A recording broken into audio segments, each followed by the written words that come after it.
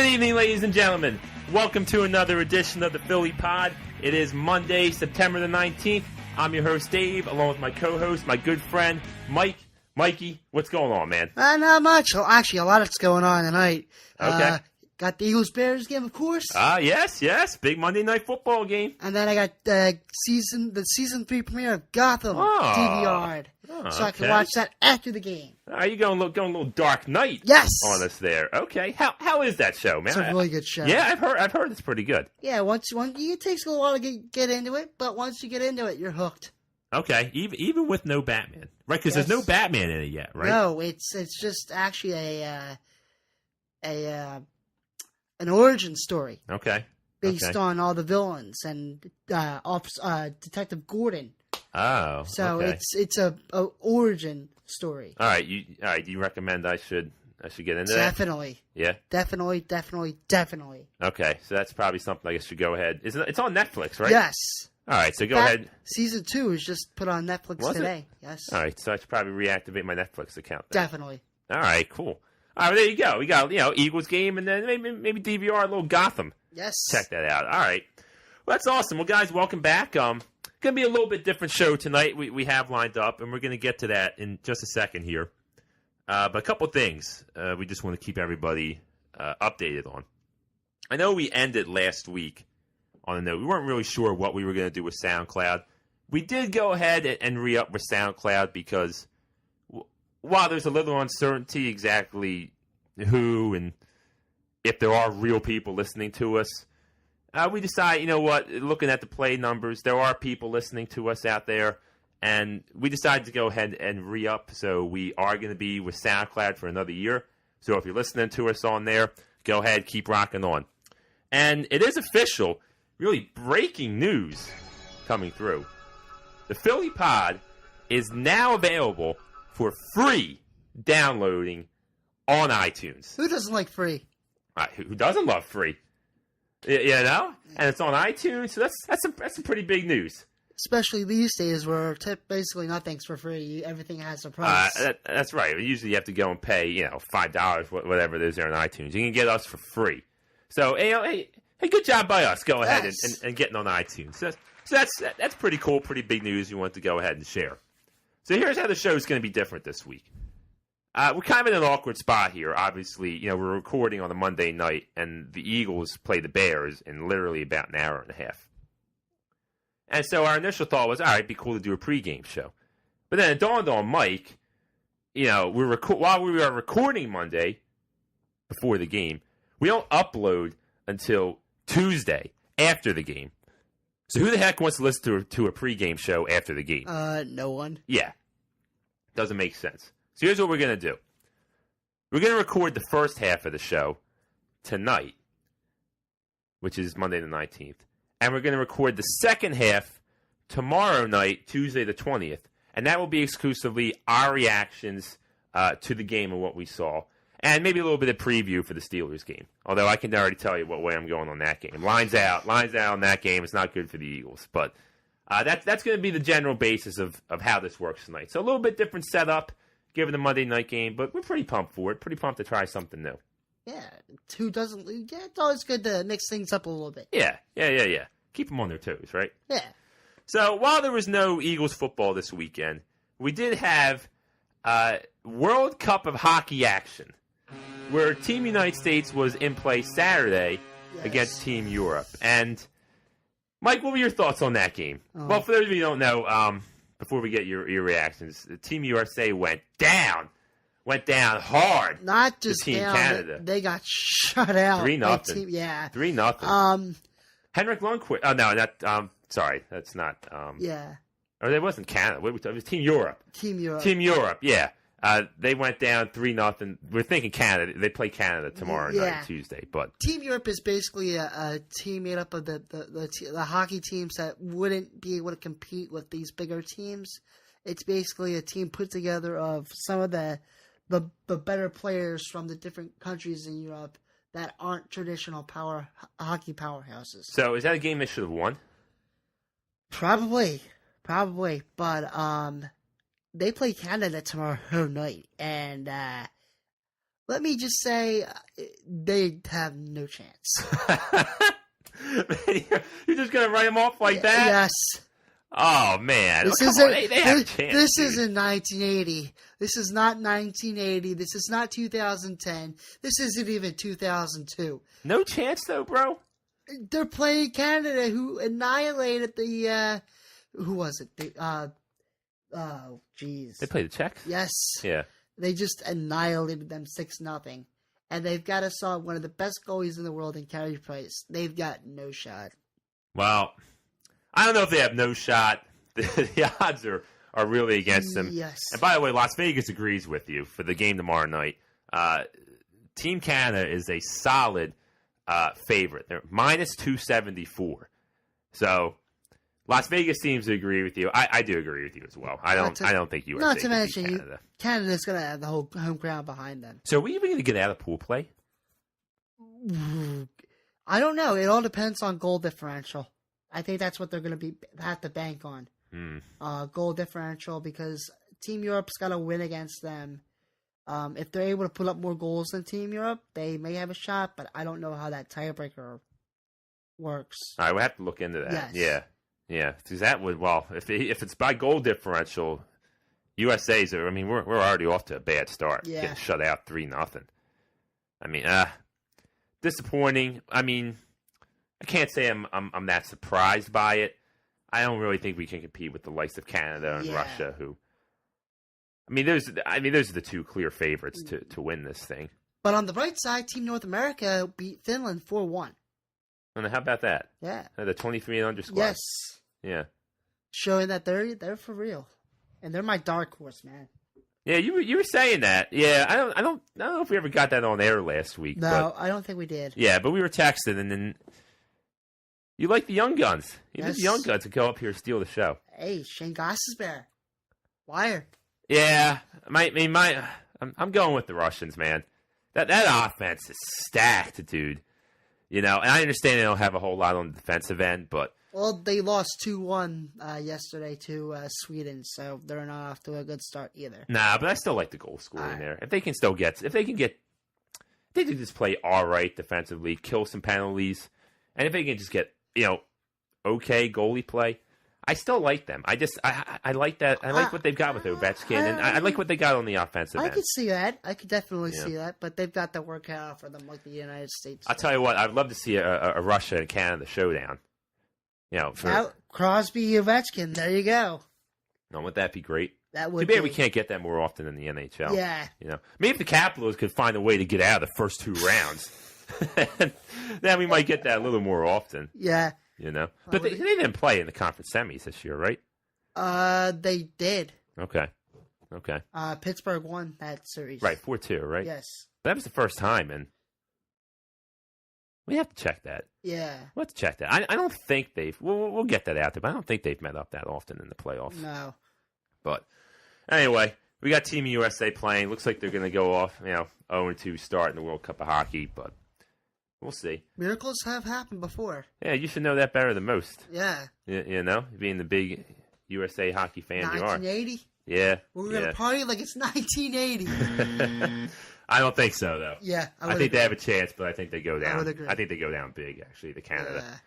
So, we noticed, Phillies played this weekend, took 2 out of 3 from the Miami Marlins. Man, it still sounds weird saying that. Miami Marlins. I still want to say Florida Marlins. But yeah, I agree. It's been, 6 years now, and I still keep saying that long? Yeah, it's been at least 5 years. Really? Man. I still want to say Florida. Actually, you know what? It has been 5 years because if you think about it, Roy Halladay pitched that perfect game in April, and they were still the Florida Marlins. Right.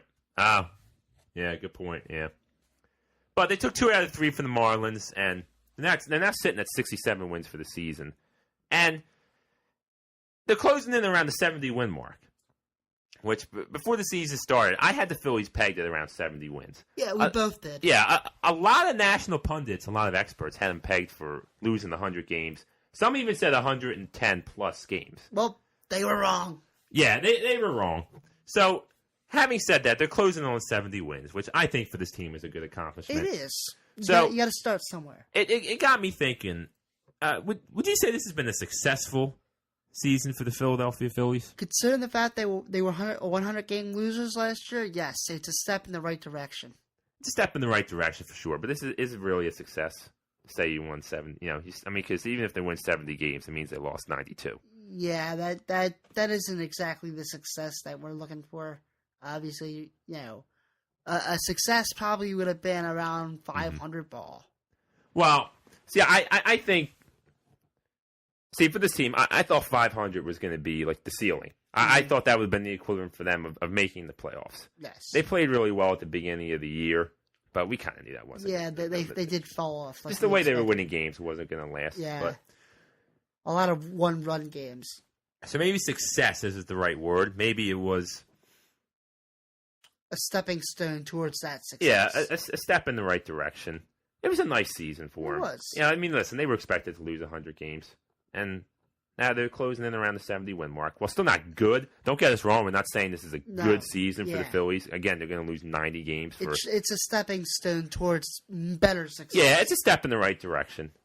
Not much, but they're still a bad team this year, no doubt. But there's pieces in place, and they have a lot of young talent. And we just want to real quick before we move on to the Eagles, talk about our thoughts on the future for them really quick. And one thing, getting to see a full year of Maikel Franco, I think it's pretty safe to say that he's not going to be the guy you can build your lineup around.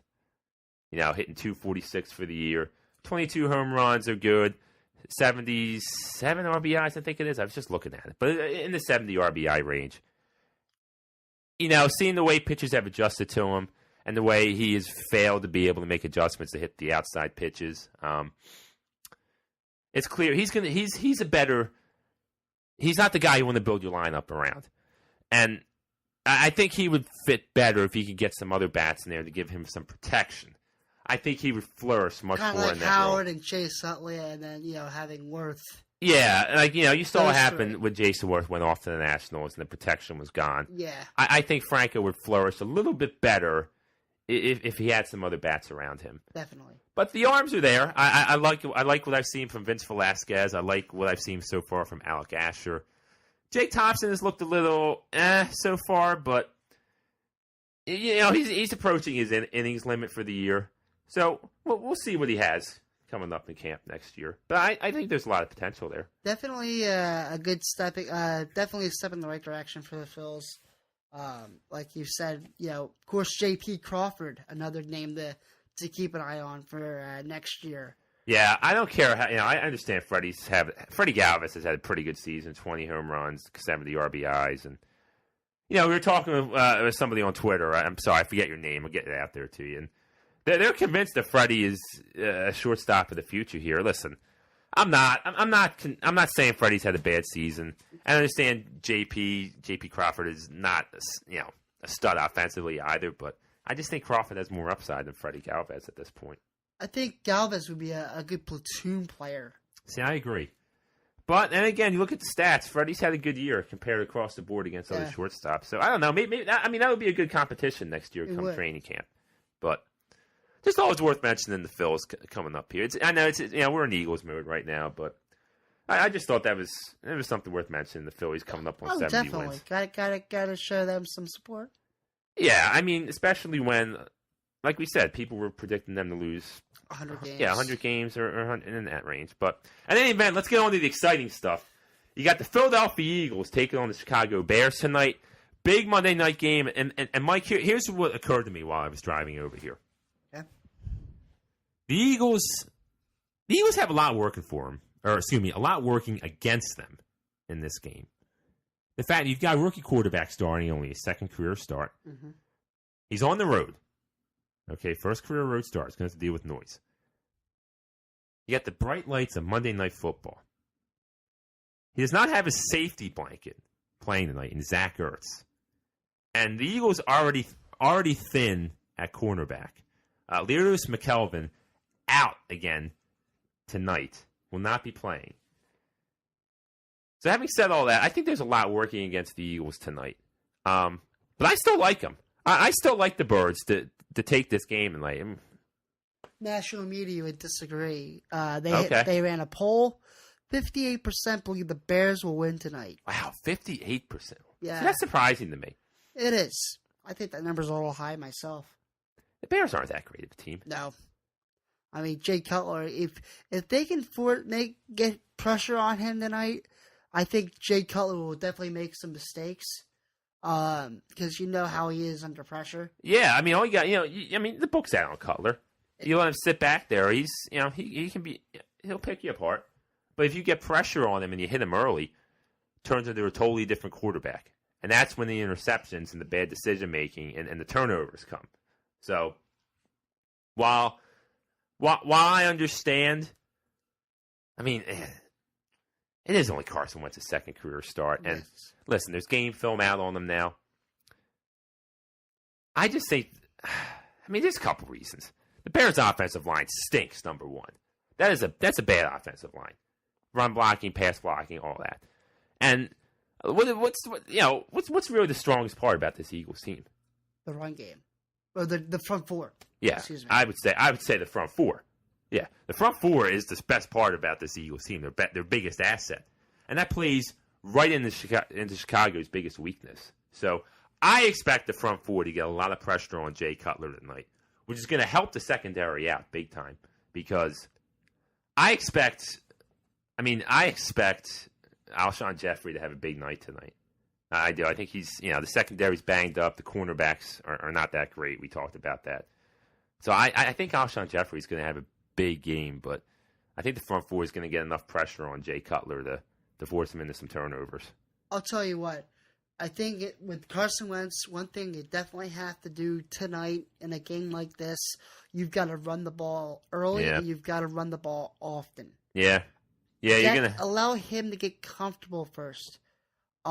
Because you let him make him pass as much as he did last week with the lights on him. I don't know if that'll work out for him. I mean, no. I would like to see them come out and run the football like they did last week. I don't want to say it's a conservative game plan, but kid's first start on the road. There's now game film out on him. John Fox, former defensive coordinator, he was hitting the tape this past week, seeing what he did well against the Cleveland Browns, how they blitzed him. They're going to mix up blitzes. They're going to bring, because Carson Wentz completed every pass. He was 8 for 8 against the blitz last week, which is very impressive. Very impressive for a rookie.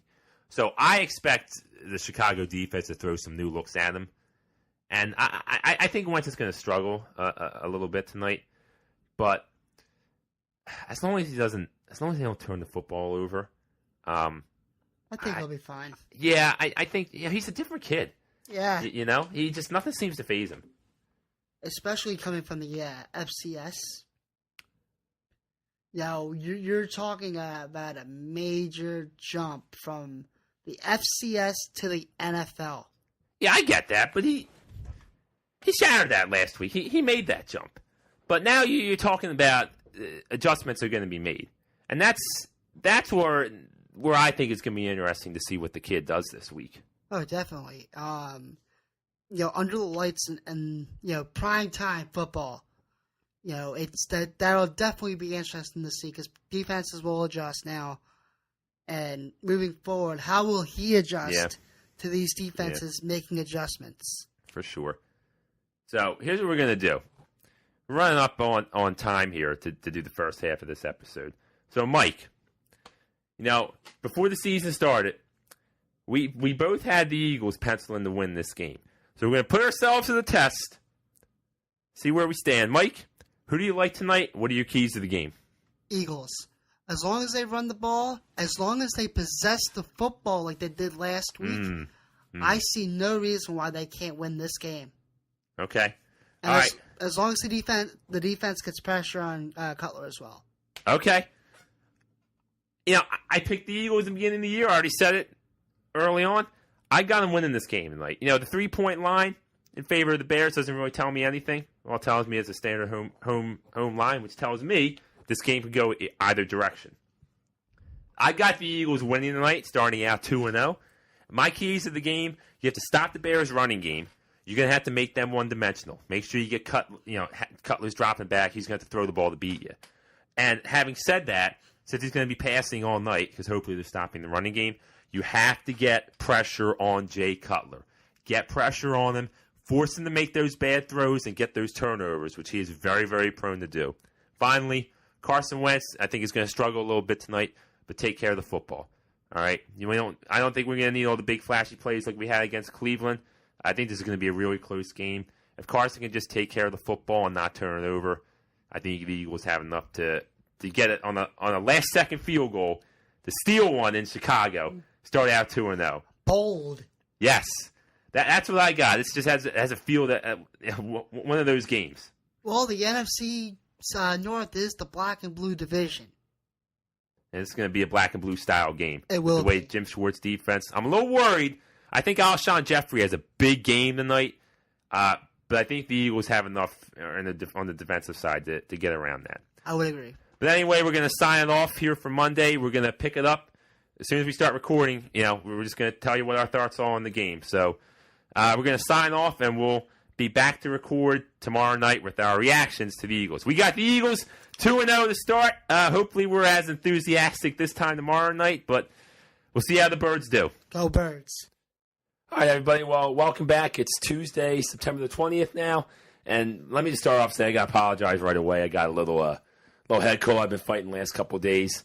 So I apologize for my voice. But, man, Mike, I got to tell you, right now, I feel like I sound like a pubescent boy right now going through puberty. So if you guys can just hang in, you can crack some jokes, we'll appreciate it. But yeah.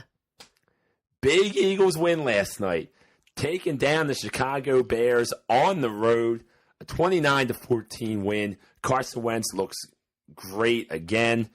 I mean, Mike, what were your thoughts on the game? Wow. Just wow. I mean, I was expecting, something similar to last week, but I wasn't expecting to see what I saw last night out of Wentz. He was audibling at the line. He was making adjustments. He was doing all sorts of stuff that we're not used to seeing here in Philadelphia. We've never had a quarterback like that. No. I mean, man, I was texting you during the game. I was texting one of my other friends. I mean, it reminded me of Peyton Manning at the line of scrimmage. Now, I'm not saying he is Peyton Manning, but just the way he was changing offensive line protections. He's calling out which guy's coming in on a blitz, which guy's dropping back into his zone. He's making hand signals to receivers for his hot routes. I mean, it's unbelievable. I never thought I would say this, man, but I've got a total bromance, total man crush going on right now for Carson Wentz. I mean, I was just blown away. That opening drive. When do you ever see a rookie quarterback start the game with 6 straight passes out of an empty backfield set? That's a rarity nowadays. That was so impressive to me. It told me exactly what the coaching staff thinks of him. I mean, his preparation level going in, it was unbelievable. I mean, you think about the passes he was making, you would have thought he was like a 10-year veteran the way he was making some of those throws. He was putting touch on some of those throws that he was making out of the shotgun. Those were touch passes that he was making last night. Oh, I mean, the physical tools are there, but just to me, he's got all those intangibles that you look for in a quarterback. He's tough. He commands the huddle. He commands the line of scrimmage, which is so impressive when you figure, other than last Sunday or 2 Sundays ago against the Browns. Last time you really saw like a real game action was at the FCS level. Yeah. It's phenomenal, and I am so thrilled. Like, Carson Wentz is the real deal. Yep. I would agree. He looks like he's got all the tools. We just need to build a solid receiving core around him, and I think we're set. You mentioned that, man. I mean, dude, Jordan Matthews again, man, drops another big. Now, it didn't wind up biting him, but I mean, Carson Wentz could not put that ball on him any better. Yeah, there were a few drop passes. It bounces off his hands, and they end up getting a field goal of it. But, I mean, little things like that are going to cost you games against the better teams. Yeah, because you look again. We've talked about this before. We've got the Steelers next week. We got the Seahawks and Packers down the line. These are not going to be easy games, so you can't afford to drop passes. Now, see, stuff like that is what's going to hurt the Eagles. I mean, big time in those games. Yeah. You have to do the little things well. But going back, to what we talked about last night, which for you guys, will literally be a few minutes ago. Our keys to the game, boy, did we nail those or what? Did we nail those or what? How about that? Did. It's not anything, scientific spectacular. It's elementary, really. The defensive line did what they were supposed to do against a bad offensive line. They got pressure on Jay Cutler. They forced bad decisions. And Jay Cutler does what he does in most games. He turns the football over. But the more impressive thing to me was just Carson Wentz. Yeah. Doesn't turn the ball over on the road. Took care of it. He made good decisions. Well, he made good decisions with the football. My only complaint, and it's a big one I have against Carson Wentz, is stop taking those hits. Yeah. Do what you need to do. Throw the ball away, get out of bounds, slide, whatever. I mean, he got popped twice on plays where he decided to take off and run. Yeah, the one, I think it was in the second quarter, where he decided to take off and run. And then he made the one spin move, and then he ended up getting popped. I thought, I was so scared when I saw that hit. Yeah. I mean, he's got to realize he's the franchise quarterback. We cannot afford to lose him. But what's going to be his problem is those are the sort of things that he was able to do at North Dakota State. He was able to put the shoulder down and run through guys. You can't do that here. No. And I thought maybe him getting flipped in the preseason would have taught him that, but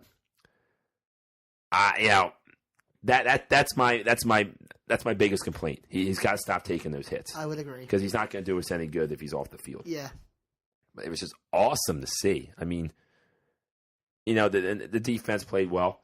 The secondary was okay. Sorry. Mm-hmm. They kept the Bears' offense, in check. Obviously, holding them to only 14 points. Actually, no, it was only 7 points, and the other one was a special teams play. Yeah, I mean, just a nice job. Alshon Jeffrey lit him up. Well, not really lit him up. He had got 5 balls for 94 yards, but other than that, I thought they did a really good job. But that's a testament to the defensive line getting pressure. We knew that Alshon Jeffrey was going to have a solid game last night against our secondary, but we held the offense in check for most of the night, and we were able to pull away late in the game. It was a good win, and like we mentioned, there were a lot of things going against the Eagles in this one, but they were able to. When you have a quarterback who's playing at that level, I mean, Monday Night Football. It doesn't get too much bigger than that, Didn't phase him. And you look at the stat line on Wentz. Like, what did he throw for? You got the stats there, dude. He threw for what? 198 yards? Yeah, 180 yards, I believe it was. I mean, the stats were not anywhere near. Yards. What was that? 190 yards. I think he was 21 of 34 for 190 yards and 1 touchdown. So statistically, I mean, that doesn't blow you away. No. But it's all the little things that he did that were just so, I mean, it blew me away. And I am completely all in on Carson Wentz. I mean, we're set a quarterback for the next 10, 15 years. All aboard the Wentz wagon. Hey, I'm leading the train right now. I am driving the train. I'm blowing the whistle. All right, I am all on board. Now, that's not to say that, there's going to be bumps in the road. Yeah. And it might happen this week against Pittsburgh. I think it is. Well, very interesting you say that. As you know, I'm big into the lines and all that, Las Vegas. And the Pittsburgh Steelers are just 3.5-point favorites for this game. Maybe a little preview of one of my picks. Dude, that is a stone cold Eagles line. I mean, the Steelers are a team that are competing for a Super Bowl. I mean, and we know that going in, yet they're only 3.5-point favorites over the Carson Wentz and the Eagles. That's an Eagles line. We have our pick segment coming up here in a few minutes. I don't know if I'm going to be able to pull the trigger on that one, but that is an Eagles line if I've ever seen one, man. So that's how, hey, the smart people in Las Vegas, they think the Eagles have a legitimate shot at winning this game. So, two things. We'll talk about the game coming up Sunday really quick. Can they beat the Eagles? Sure. Mike, I'm going to put you to the test. Will they beat the Eagles this Sunday? Probably. Or I'm sorry. Will they beat the Steelers this Sunday? I don't think so. See, I'm with you. I don't see it. I want to believe in it. But when I started to think about this game today, I started to think, well, there's a big difference between Jay Cutler and Ben Roethlisberger. And then with Big Ben, you have the best receiver in the game to go along with that, Antonio Brown. And a good running back, too. And Antonio Brown, well, Bell's out. Don't forget, remember, Bell's still suspended, but they do have D'Angelo Williams, who has been playing at a very high level as well. But my thought was, you have Antonio Brown going up against that secondary. That's a mismatch. Mm-hmm. And that's a little bit more than Alshon Jeffrey against the secondary. This is a huge, huge mismatch. So for the Eagles to have a chance to win this game, Jim Schwartz is going to have to earn his money this week and come up with a game plan to try to find a way to take him out of it. Well, is that going to happen? I don't know. I don't think I can pick the Eagles to win this game. This is a game. I had them losing this game from the start of the season when we made our picks. We both did. Yeah, we both did. I can't see it. And listen, if they beat Pittsburgh on Sunday, I'm all in. I'm all in. They can beat anybody, anytime, wherever, whatever. I'll be totally in on this Eagles team this season if they take down Pittsburgh Sunday. I will too. But I got to see it first. Yes. I got to see it first because there's a big difference between the Steelers defense and the Bears and the Browns. Yeah. But are we getting ahead of ourselves here with Wentz, Mike? Maybe a little, but just based on what he was doing last night, I can't really blame you for getting excited. It's the little things. Now, nobody's saying he's Tom Brady or Peyton Manning or Aaron Rodgers, but the exciting part is just, you saw it's just the command he has. We could go on about it all day, but it's just so impressive. And it's exciting because you mentioned that, dude. We've never had a quarterback like this in Philadelphia. No. Donovan McNabb, as great as he was, what Carson Wentz did last night was not a strength of his. No. For all the things McNabb was. Yeah. He was not able to dissect defenses, pointing out who's doing what to the level that we saw from Carson Wentz last night. And it's exciting because we've never had that. We've never had that. Now we realize we have it. We just got to pump the brakes a little bit. He's not top not five to that level yet. Not yet. He's going to get there. I'm convinced. Watching that last night, he is going to get there. But we got to remember there's going to be bumps in the road. And the kid's going to struggle. And we've got to be patient with that. Yes, definitely. But it's exciting to see. But I'll say this: watching that last night, it swung the meter for me big time for my wins prediction for him. Because watching that last night, I believe the Eagles can win the division now. I think that's a real possibility for this team. I could see it. I could definitely see it. The Redskins, they're not. Nah, the Redskins suck. That team's fraud. They were a fraudulent team last year winning the division. The only team that concerns me are the New York Giants. Yeah, the Giants' defense is for real. A lot of times that doesn't work out going and signing the talent there, but Giants' defense is for real. That's the only team that I think that could, other than the Eagles, that could win this division. No, I'm with you. I don't think Dallas has enough on the defensive side. I think that Dak's okay, but yeah. I think he kind of limits what they're going to be able to do. Dallas is going to come down to where they're at when Romo gets back. Yeah. So, I'm just excited, man. Hey, I'm excited for it. It's a good time to be an Eagles fan right now. It is. And now we have a legitimate chance to win the division and make the playoffs now this year. Yeah. But he's got to stay healthy. That's why Carson, if you're listening, stop taking those hits. Slide. All right? You look like you're a good athlete. It looks like you played some baseball in your day. All right? Dial that up like you're going in to try to swipe second base, all right? Use those legs, man. Slide. Get out of harm's way. But we're going to move it along. We've got our Week 3 NFL Picks Against the Spread segment, our locks. Last week, I had a 1-1 week. I got the Patriots covering the 6.5 correct against the Dolphins. I was incorrect when it came. The Packers covering the 2.5 against the Vikings, which I thought about that afterwards, and that's one of those if we could pick the later in the week.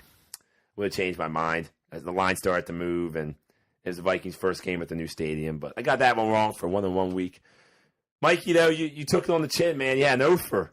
Yeah. Offer this week. Ugh. The Ravens made a comeback, didn't quite cover the 6, and I got myself a sandwich. Yes, you do. Yeah, with the Carolina Panthers covering that nice big 14-point spread against the San Francisco 49ers. I told you, man, I like the Alessandro's cheesesteaks. All right. That's what I'm feeling. All right. Here's what we got this week, our locks of the week. All right. I'm going to go down south to Florida, to Tampa Bay. The Tampa Bay Buccaneers are 5-point favorites against the St. Louis Rams. I think the Buccaneers cover that line easily. You have the Rams who struggle offensively. They're coming off a huge win, probably their biggest win of the season, taking down the Seattle Seahawks. And usually, I think it's a letdown game for the Rams. Mm-hmm. Tampa Bay is going to be fired up, getting destroyed by Arizona. I got the Tampa Bay Buccaneers covering those 5 points. And I'm going up north. The Buffalo Bills taking on the Arizona Cardinals at home. And this is one where the line's telling me something here, Mike. All right. The Arizona Cardinals, despite dismantling the Tampa Bay Buccaneers and being seen as one of the favorites in the NFC, are only 4.5-point favorites against the lowly Buffalo Bills. Wow. That line's telling me something. Yeah. I'm taking the Buffalo Bills at plus 4.5 against the Arizona Cardinals.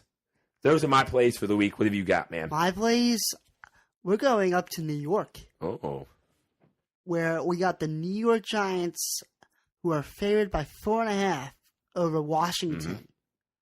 I just think that Washington, they aren't for real. I think that defense will take care of Kirk Cousins. Thank you. And I just think that they look like a sure thing this week. All right, what else you got? And we're gonna go home to Philadelphia. Oh man, you gonna do it? Yes. Are you gonna do it? I'm not gonna do it. I got Pittsburgh favored at 3.5 in Philadelphia. I'm gonna take Pittsburgh with 3.5. Oh man, the dagger. I just don't see it right now. Man, you set us up there looking like you're gonna go for it, and then you just threw the dagger right in the back. See, that's a game I can't touch. I can't touch it. I don't blame you for not touching it. That is such an Eagles line to me. But I don't see it yet. I don't see it. Well, there you have it. Our locks of the week. I've got Tampa Bay -5 against the Rams. Take Buffalo. They're underdogs. I think they're a good play this week. Plus 4.5 at home against the Cardinals. Mikey's got the Steelers -3 against the Birds, and the Giants covering the 4.5 against the Redskins. All right, so that means we're going to move it along now. Our trivia.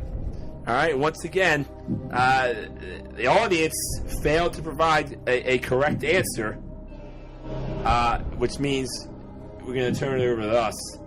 And I'm on the clock this week for our trivia answers.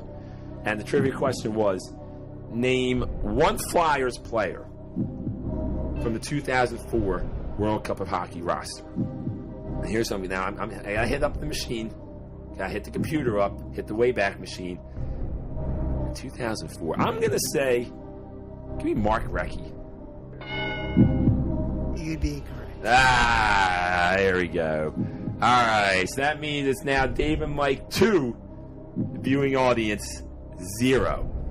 All right, well, good job for us so far, man. Yes. What are the other names on that list there? How about two? I'll give you two right off the bat. One Okay. for Canada and one for the United States. Okay. Simone Gagne. Ah, there you go. And Robert Esch. Oh, man. Now, there's a name from Flyers Pass. Robert Esch. I mean, who could forget? The guy who got into a fight with Patrick Lalime on March 5th, 2004 in the Flyers-Sens brawl. Yeah, oh, man. I was at that game. Yeah, you were. You were. A historic game. Yeah. Man, that's Flyers also scored their 10,000th goal in that game. Yes, sir. Man, that's awesome. Yeah. Wow. All right. So there you go. Robert Esch, Simone Gagne, and Mark Recchi, the three players to be on the 2004 World Cup of Hockey roster. So that's we're going to move it on now to our Week 4 trivia question. Yes. All right. Now with Carson Wentz starting out 2-0 as a rookie, I thought this would be the trophy one. I think this is a softball, Mike. I think this is one where the viewing audience gets us here. We're starting to feel a little bad. You know, they're starting to fall behind. Yeah. So, you know, guys, we're throwing you a softball here. Okay. So here you go. Name the last rookie quarterback to start a season 2-0. The last rookie quarterback to start a season 2-0. Again, so you can hit us up on Twitter. You know, you can write in on YouTube or on Facebook. SoundCloud. Right, Facebook as well. Those are all avenues to try to get the correct answer. Again, honor system. All right, no Google, no Wikipedia, nothing. All right, write in, leave us a comment. Try to get yourselves on the board here. So moving along, we are going to head over now to shoutouts. So I'm going to kick it off.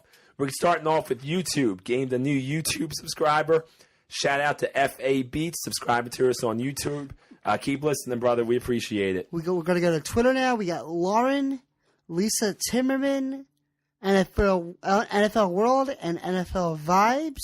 And then finally heading back to SoundCloud, where we gained some new followers this week. Shout out to Ignatia Stone, to SJUK1, and Savannah Gamble, 6112. Listen, guys, thank you for all the support. We're continuing to grow. We appreciate it. Again, listen, hit us up on Facebook. Follow us on Twitter. Sorry, at the Philly Pod. Listen to us on YouTube, on SoundCloud. We're now on iTunes for free.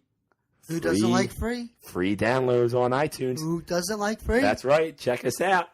But again, guys, thank you so much for all the support, and we appreciate it. All right, Mike. Well, we both think the Eagles go down this weekend. Anything else you really looking forward to, Philly sports related this weekend? Not really. Oh, how about Temple went down. Temple went down to Penn State like we thought. Yep. But Penn State failed to cover. The Owls hung in there tough. So tough game for them. They wound up only losing by 7 points, but you know maybe they can maybe the Owls can bounce back with the win. That's what I would like to see. Yeah. And I think Canada's going to take down the United States. Yeah, that's right. Yeah, they play tonight. Yeah, that's not looking good. Not looking good for Team USA. Team Europe's already 2-0. How about that? That's crazy. That's surprising. That is. Yeah, I think, I would be with you. So, hey, listen, we'll record again next Monday. Hopefully, after another Eagles victory. We're holding out hope. I don't see it. Mike doesn't see it either. He's so confident he made the play of his week. He made one of his plays of the week. But, hey, we're holding out hope. Anyway, it's wishful thinking. Yeah. But you never know, man. We'll see. I've been shocked so far, so who knows? I don't know what the hell is going to happen come Sunday. Any given Sunday. That's right. Anyway, we got to sign off. I'm Dave. I'm Mike. We'll see you next Monday. Later. Next episode of the Philly Pod.